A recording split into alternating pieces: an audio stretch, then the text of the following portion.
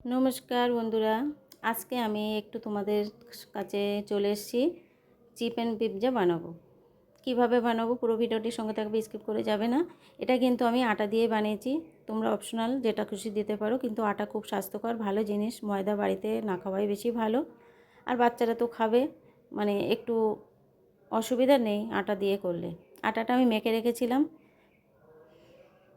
Baking powder, baking soda, একটু লবণ, একটু মিষ্টি আর একটু সাদা তেল দিয়ে আমি দুধ দিয়ে মেখে রেখে দিয়েছিলাম। এবার একটা কাঁটা চামচের সাহায্যে বেলে নিয়ে কিন্তু আমি একটু ছিদ্র করে নিলাম। এর পরপর সব জিনিসগুলো দিয়ে দেবো। এখানে কিন্তু চিকেন সস, চিলি সস সব কিছু এক একে দিয়ে দিতে হবে।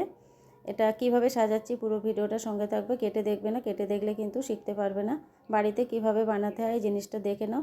দোকানের মতোই কিন্তু টেস্টির হবে, এভাবে বানালে টেস্টের কিন্তু কোনো অভাব থাকবে না। এবার চিলি সস, টমেটো সস দেওয়ার পরে আমি এখানে কিন্তু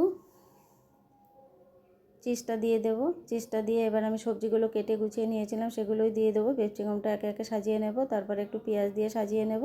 তারপরে এখানে কিন্তু আমি একটু টমেটো কুচি কিছুটা দিয়ে দেবো। তারপর পরপর এখনও কিছু মশলা বাকি আছে সেগুলো দিয়ে দেবো। পুরোটা সবই দেখে নাও।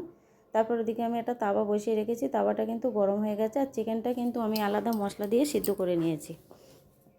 চিকেনটা কাঁচা দিলে কিন্তু হয়তো কাঁচা থাকতে পারে, হয়তো গন্ধও থাকতে পারে, ওই জন্য একটু ভেজে নিয়েছি মশলা দিয়ে। ওপর দিয়ে একটু বিট লবণ ছড়িয়ে দিলাম, তারপরে একটু চিলি সস ছড়িয়ে দেবো।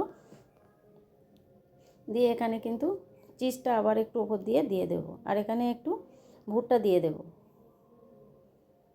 তোমরা যেটা খুশি হাতের কাছে থাকবে ঘরেতে বানিয়ে যেটা খুশি পারবে দেবে। আমার কাছে যেটা হাতের কাছে ছিল আমি সেটাই দিয়েছি। এবার চিজগুলো ওপর দিয়ে সব দিয়ে দেবো। তাওয়াটাও গরম হয়ে গেছে, এবার এখানে একটা থালা দিয়ে দেবো। স্টিকের ওপরে কিন্তু বসাতে হবে। থালাটার উপরে কিন্তু একটু তেল দিয়েছি, তেলটা সমস্ত থালাটা একটু ভালো করে বেশ সুন্দর করে মাখিয়ে নিতে হবে। তা নাহলে কিন্তু থালায় তেল না লাগলে কিন্তু অনেক সময় তলাটায় ধরা করতে পারে, তোলার সময় কিন্তু অসুবিধা হয়ে যেতে পারে।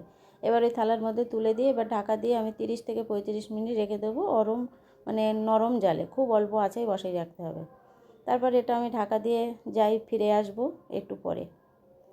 ফিরে এলাম, আমার 35 মিনিট হয়ে গেছে, দেখো পুরোটা হয়ে গেছে। এবার তুলে নেব, দেখো একদম পুরো উঠে যাচ্ছে, খুব সুন্দর হয়েছে। এটা কিনতে গেলে কম করেও 300 টাকা, 350 টাকা কিন্তু নেবেই।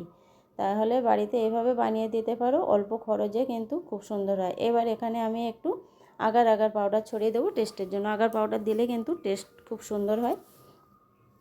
পড়ছিল না বলে আমি ঢাকনা খুলে খানিকটা খুলে নিয়ে ছড়িয়ে দিলাম। তারপরে এখানে আমি কেটে নেব। এবার এখানে কিন্তু একটু চিজ কম হয়েছে, আর একটু চিজ হলে ভালোই হতো।